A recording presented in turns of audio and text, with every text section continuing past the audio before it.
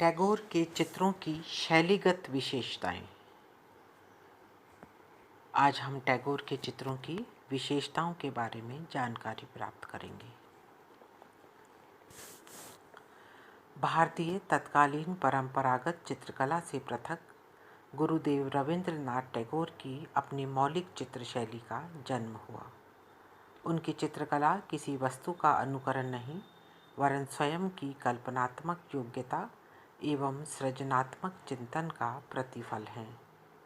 उन्होंने परंपरागत यथार्थ अनुकरण की सीमा को तोड़कर चित्र में भावनाओं को सर्वाधिक महत्व दिया।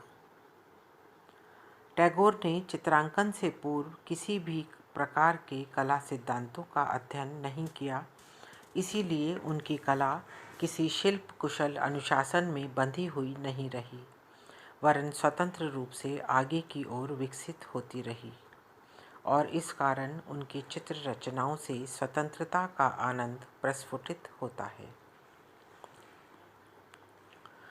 टैगोर की चित्र रचनाएं देखने में सहज, सरल एवं क्षणिक क्रीड़ा का परिणाम लगती हैं एवं उनमें किसी शिशु के चित्र का सा सादृश्य मिलता है।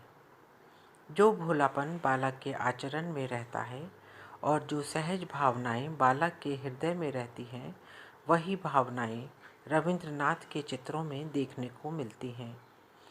जिस प्रकार बालक बैठा बैठा अनजाने ही बिना सोच विचार किए रेखाएं खींचता है, उसी प्रकार टैगोर ने भी अनजाने ही बालक की भांति चित्र रचनाएं आंकी हैं। बालक के चित्र में जो पर्याप्त प्राचुर्य होता है, टैगोर के चित्रों में उनकी खोज पाना असंभव नहीं है। शिशु जैसे अपने प्राथमिक ज्ञान को परम ज्ञान समझता है, वैसे ही टैगोर की चित्र रचनाएं भी उनके परम ज्ञान की सरल अभिव्यक्ति हैं। डॉक्टर आनंद कुमार स्वामी ने गुरुदेव के चित्रों के लिए कहा है, child like but not childish. आरंभ में बनाए गए रविंद्रनाथ के रेखाचित्र प्रागैतिहासिक कालीन चित्रों से समानता रखते हैं। प्रागैतिहासिक चित्रों की भांति उनके चित्र देखने में सरल हैं, किंतु उनकी आंतरिक भावनात्मक पक्ष प्रबल है। उन्होंने चित्र की बाहरी सुंदरता पर ध्यान न देकर आंतरिक सौंदर्य पर बल दिया है। विषय एवं माध्यम की विविधता होने से चित्रों में नवीनता दिखाई देती है। चित्रपटल पर आकार और पृष्ठभूमि के विभाजन में भी विविधता है। टैगोर के कुछ आरंभिक चित्रों में पृष्ठभूमि को चित्रित नहीं किया गया है, वरन आकार बनाकर सतह को खाली ही छोड़ दिया है। उसके बाद आकार के आसपास कुछ दूरी तक पृष्ठभूमि अंकित कर उस आकार को बांधा गया है। फिर धीरे धीरे चित्रों में संपूर्ण पृष्ठभूमि को रंगने लगे। अधिकांश चित्रों की पृष्ठभूमि समतल रंग से चित्रित की गई है, जिनमें प्रमुख रूप से भूरा रंग काम में लिया गया है। कुछ चित्रों की पृष्ठभूमि पोतयुक्त है और कहीं कहीं मानव आकृति के साथ पृष्ठभूमि में प्रकृति चित्रित करके मानव व प्रकृति का घनिष्ठ संबंध दर्शाया गया है। स्वतंत्र प्रकृति चित्रण टैगोर ने अपने जीवन के अंतिम 4-5 वर्षों में किया है। तब तक उनके चित्रों में काफ़ी परिपक्वता आ गई थी। दृश्य चित्रण में उन्होंने परिपेक्ष्य का पूरा ध्यान रखा है और विभिन्न रंगों के धब्बों का प्रयोग करके दृश्य चित्रण अंकित किए हैं। प्रकृति चित्रण में टैगोर ने प्रकाश का प्रयोग बहुत ही सौंदर्यपूर्ण ढंग से किया है। उन्होंने प्रकाश को प्रत्यक्ष रूप से न दर्शाकर वृक्षों के पीछे से छन कर आता हुआ दर्शाया है, जो अपना एक विशेष अलौकिक प्रभाव छोड़ता है। विविध समय के प्राकृतिक दृश्यों का चित्रण गुरुदेव ने बड़ी कुशलता से किया है। कहीं सूर्योदय के पहले भोर का धीमा प्रकाश है, तो कहीं संध्या का नारंगी प्रकाश वृक्षों की ओर से झांक रहा है। कभी रात्रि का घोर अंधकार चित्रित करके वातावरण की रहस्यता का आभास कराया गया है। रविंद्रनाथ के चित्रों की एक प्रमुख विशेषता रही है कि उन्होंने आकृति एवं पृष्ठभूमि को पृथक करने के लिए दोनों के बीच सतह को छोड़कर सफ़ेद रेखा दी है। आकृति और पृष्ठभूमि के रंगों में भिन्नता होने पर भी इसका प्रयोग किया गया है। कहीं कहीं आकृति के बाहरी सफ़ेद रेखा के पास ही फिर से काली कलम से बाहरी रेखा खींची गई है। इस प्रकार टैगोर के चित्रों में दोहरी बाहरी रेखा का प्रयोग किया गया है। टैगोर ने अपने चित्रों में मानवाकृतियों को वस्त्रों में लिपटी हुई चित्रित किया है।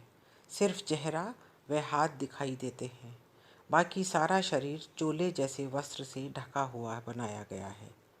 यहाँ तक कि उनके पैरों को भी वस्त्रों में छुपा दिया है, जिससे मानव आकृतियों के प्रमाण से बड़ी होने का भ्रम होता है, जो दिव्यता का प्रतीक है। कई चित्रों में मानवाकृतियों के चेहरे का विस्तृत चित्रण नहीं किया गया है, वरन चेहरे के स्थान को छोड़कर अंडाकार गोलाई देकर बनाया गया है। हाथ की अंगुलियों को भी सूक्ष्मता से विस्तार पूर्वक न बनाकर संतुलित आकार दिया गया है। जिन आकृतियों के चेहरे बनाए गए हैं, उनमें अधिकांश आकृतियों में आँख, नाक को बहुत सूक्ष्मता से ही नहीं बनाया गया है, वरन उसी रंग के गहरे रंग को आँख, नाक व होठों के स्थान पर हल्का सा लगाकर उनका आभास कराया है। फिर भी उनमें भावों का प्रस्तुतिकरण स्पष्ट रूप से हुआ है। कुछ आकृतियों के चेहरों में कलम से पतली रेखा द्वारा अंगों की बाहरी रेखा अंकित की गई है। व्यक्ति चित्रों के चेहरों में आँख, नाक, कान को विस्तार से बनाया गया है। पहले कलम से बनाकर उसके बाद रंग से चेहरे की खुलाई शेड देकर की गई है। इन चित्रों में नाक साधारणतया लंबी बनाई गई है। कई व्यक्ति चित्रों में रंग का प्रयोग न करके सिर्फ कलम से रेखांकन रूप में बनाए गए हैं, जिनमें चेहरे के अंदर भी आड़ी तिरछी रेखाओं से पूरे भाग को भर दिया गया है और गहराई के स्थान पर घनी रेखाओं का प्रयोग है। रंगों के प्रयोग में टैगोर स्वतंत्र रहे हैं। उन्होंने अपने अधिकांश चित्रों में बहुवर्णीय रंग योजना को अपनाया है, जिसमें पूर्ण सामंजस्य है। विशेष रूप से काला, भूरा, बैंगनी, लाल, नारंगी, पीला, नीला रंग प्रयोग में किया है।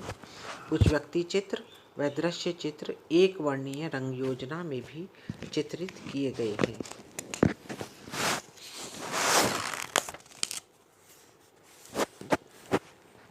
डॉक्टर अवनींद्रनाथ ठाकुर ने रविंद्रनाथ की कला के संबंध में अपने विचार प्रस्तुत करते हुए लिखा है, रविंद्रनाथ की कला अप्रतिम है। यह उनकी अपनी है, कोई उसकी नकल नहीं कर सकता और न कोई उसकी व्याख्या कर किसी को संतुष्ट कर सकता है।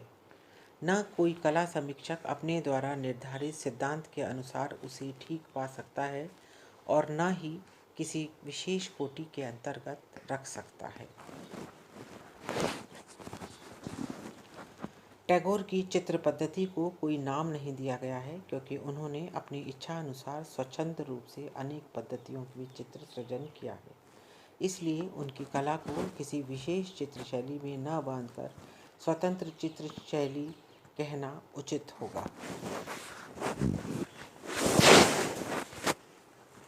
टैगोर अपनी चित्रात्मक अभिव्यक्ति के प्रस्तुतिकरण में अधिक समय नहीं लिया करते थे। जब वे चित्र रचना करने बैठते थे तो एक ही साथ कई चित्र आंक दिया करते थे। उनकी चित्र आंकने की लालसा इतनी तीव्र थी कि सामने रखा जो भी रंग उनके सामने आता था उसे चित्र में लगा देते थे, परंतु फिर भी चित्र में रंगों का प्रस्तुतिकरण भावानुकूल है और उनका तालमेल सुंदर है। दर्शक की दृष्टि बिना किसी रुकावट के उसमें विचरण कर सकती है। उनकी चित्र बनाने की मेज पर चित्र रचना की समस्त सामग्री रखी रहती थी और साथ ही मेज पर एक शीशा बिछा रहता था, जिस पर रखकर टैगोर चित्र निर्माण करते थे। टैगोर के चित्रों में रंग भरने की पद्धति बिल्कुल अलग थी।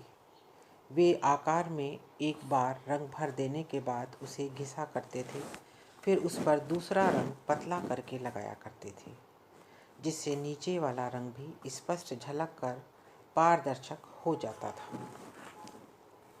ऐसे ही कभी चित्र में पहले पेंसिल को ही घिस घिस कर शेड लगाकर रंग की तरह भर कर फिर उस पर पुनः पतला रंग भरा करते थे, जिससे रंग में चमक आ जाती थी।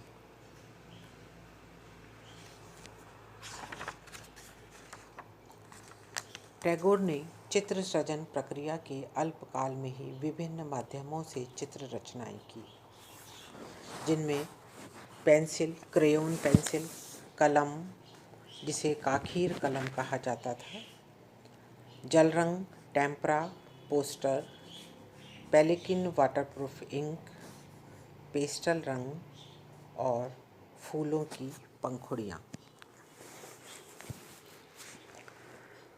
गुरुदेव के कलम पेंसिल व क्रेयोन पेंसिल से बने स्वतंत्र चित्रों में मानव आकृतियाँ, पशु पक्षी, आलंकारिक रेखांकन और अमूर्त लयात्मक चित्रण की प्रमुखता है, जो रेखांकन के रूप में है। इसके अलावा प्रकृति चित्रण भी अपनी विशेषता लिए है। कलम और स्याही से बने प्रकृति चित्रण में फूल पत्तियों का अंकन भी किया गया है और दृश्य चित्र भी अंकित किए गए हैं। फूल पत्तियों के चित्रण में कलम से पत्तियों को कहीं न्यूनाधिक अस्त व्यस्त रेखाओं से भरकर एक निर्णयात्मक बाहरी रेखा खींची गई है। दृश्य चित्रण में प्रकृति का सजीव एवं सौंदर्यपूर्ण चित्रण है, जिसमें परिपेक्ष्य का पूर्ण प्रभाव दिखाई देता है। एक दृश्य में मिट्टी के टीले पर वृक्ष की पंक्तियाँ काली स्याही की कलम से अंकित की गई हैं। पास से दूर जाते हुए वृक्ष हल्के होते चले गए हैं, जिससे चित्र में परिपेक्ष्य का प्रभाव उत्पन्न हुआ है।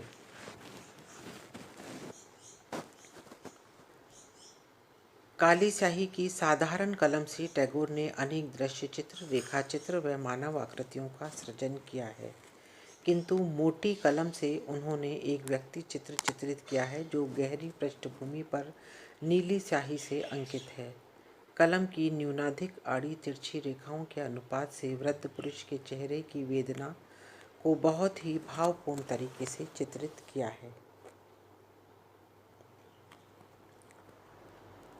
गुरुदेव रविन्द्रनाथ टैगोर ने चित्रांकन के लिए साधारण तथा पतले कागज के प्रयोग किए हैं। अनेक कागज बिल्कुल रफ हैं, फिर भी उन्होंने उन पर रंग के कई परतें लगाकर चित्र रचनाएं की है, जिससे कागज कमज़ोर होने के कारण उनमें सलवटें पड़ गई हैं। बाद में मृत्यु उपरांत उनके चित्रों को सही तरीके से मोटे गत्ते में माउंट करके उसके ऊपर बटर पेपर लगाकर उन्हें सुरक्षित रखा गया है, जो अधिकांशतः रविंद्र भवन और कला भवन, शांति निकेतन के संग्रहालय में सुरक्षित हैं। उनके कुछ चित्र फाइल के आवरण पृष्ठ पर मिले हैं। एक चित्र में फाइल के दोनों फलकों पर चित्र बनाए गए हैं। एक ओर साधारण नारी खुले बालों में चित्रित की गई है और एक ओर एक अन्य मानव आकृति भी बनाई गई है, जिसमें सिर पर मुकुट का चित्रण है तथा आकृति के चारों ओर से हल्का गहरा रंग निकलकर हल्का होते हुए पृष्ठभूमि में विलीन हो गया है, जो प्रभामंडल का सा आभास देता है, जिससे वह आकृति देवलोक से संबंधित हो ऐसा प्रतीत होता है। पुस्तिका के आवरण पृष्ठ पर बना मिला एक चित्र है, जिसमें बहुत सारे मानव चेहरे बनाए गए हैं। इस चित्र में तूलिका व कलम की सहायता से जल रंग एवं स्याही का प्रयोग एक साथ हुआ है। पृष्ठभूमि में लाल पेलिकिन इंक लगाकर ऊपर से काली स्याही पतली करके लगाई गई है, जिससे पृष्ठभूमि में रंगों की पारदर्शिता दिखाई देती है। चेहरे में हल्का नीला रंग भरकर उसे घिसा गया है, जिससे गत्ते का पोत स्वतः ही उभर कर आया है और काली स्याही से चेहरे का चित्रण सरल रेखा में हुआ है, जिसके लिए कलम का प्रयोग किया गया है। आवरण के मुड़ने वाले स्थान पर चौड़ी तूलिका से एक ही आघात में गहरा हरा रंग लगाया गया है, चित्र में रंगों का तालमेल व आकृतियों का संयोजन संतुलित है।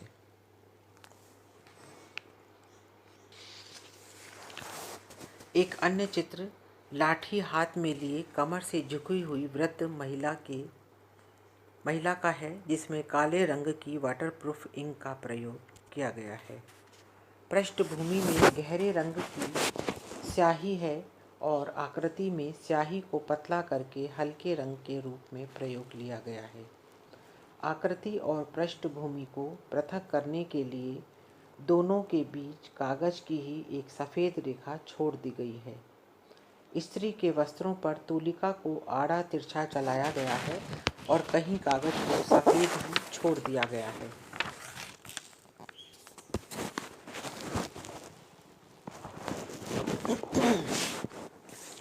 प्याले के साथ स्त्री के चित्र में विभिन्न रंग की स्याही प्रयोग में ली गई है।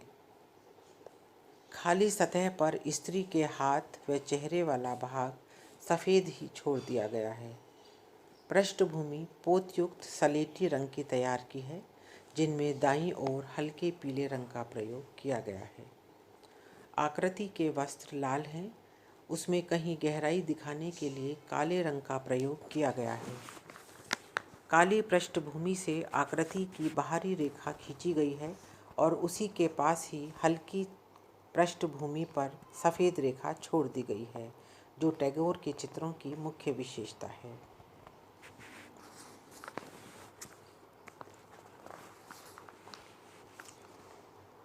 वाटरप्रूफ इंक पर टैगोर ने गाढ़े पोस्टर रंगों का प्रयोग किया है, जिससे एक विशेष प्रकार का पोत उभर कर आया है। वाटरप्रूफ इंक पर रंग लगाने से कागज रंग पर सोख नहीं पाता और रंग सिमट कर अपना मौलिक रूप धारण कर लेता है। यह टैगोर के चित्रों की अपनी मौलिक विशेषता रही है। अधिकांशतः चित्रों में प्राय प्रकाश दिखाने के लिए इसी का प्रयोग किया गया है। मटका हाथ में लिए स्त्री के चित्र में पृष्ठभूमि पर अंधकारमय वातावरण में प्रकृति का चित्रण है। गहरी पृष्ठभूमि पर काले व लाल रंग की वाटरप्रूफ इंक लगाकर हरापन देने के लिए हल्के पीले पोस्टर रंग से घने वृक्ष की पत्तियों का चित्रण है। नारी आकृति में लाल वाटरप्रूफ इंक भरकर ऊपर से दाईं ओर हल्के पीले रंग से प्रकाश का सुंदर प्रयोग किया गया है। बाईं ओर लाल स्याही पर कहीं काला रंग देकर लाल रंग को गहरा किया गया है और छाया प्रकाश का प्रभाव दर्शाया है। छाया प्रकाश के ऐसे प्रयोग से आकृति में त्रिआयामी प्रभाव दिखाई देता है। पेस्टल रंग का प्रयोग भी टैगोर ने बड़ी कुशलता से किया है। लाल, पीले व नीले व हरे पेस्टल रंग के प्रयोग से चित्र में एक नारी आकृति को पक्षी जैसी आकृति पर बैठे हुए संयोजित किया गया है। पक्षी को हरे रंग से चित्रित कर लाल रंग से उसकी बाहरी रेखा खींची गई है और लाल रेखा के बाद सतह को छोड़कर एक सफ़ेद रेखा बनाई गई है। पक्षी के नीचे नीले रंग से मानो पानी का आभास कराया गया हो। पृष्ठभूमि में लाल व नीली आड़ी तिरछी रेखाओं का जाल बुना गया है। आकृति का चेहरा विस्तार पूर्वक न बनाकर मात्र अंडाकार रूप दिया गया है। सिर पर वस्त्र ओढ़ रखा हो ऐसा जान पड़ता है। आकृति में पीला रंग भरा गया है और स्त्री के हाथ में हरे रंग की कोई फल जैसी वस्तु है, जिसे पानी में से अभी अभी निकाला हो ऐसा आभास होता है। समस्त चित्र की रेखाएं गतिपूर्ण है। चित्रकार टैगोर ने विभिन्न प्रकार के माध्यमों का प्रयोग अपने चित्रों में किया है। कभी रंग न मिलने पर फूल की पत्तियों को दबाकर भी टैगोर ने उन्हें रंग के स्थान पर काम में लिया है। इन सभी माध्यमों के अतिरिक्त टैगोर ने रंगों में चमक व स्थायित्व देने के लिए रंग के ऊपर वार्निश का प्रयोग किया है। चित्र बनाने में टैगोर ने विभिन्न माध्यमों का प्रयोग किया है और सभी में अपनी मौलिकता झलकती है।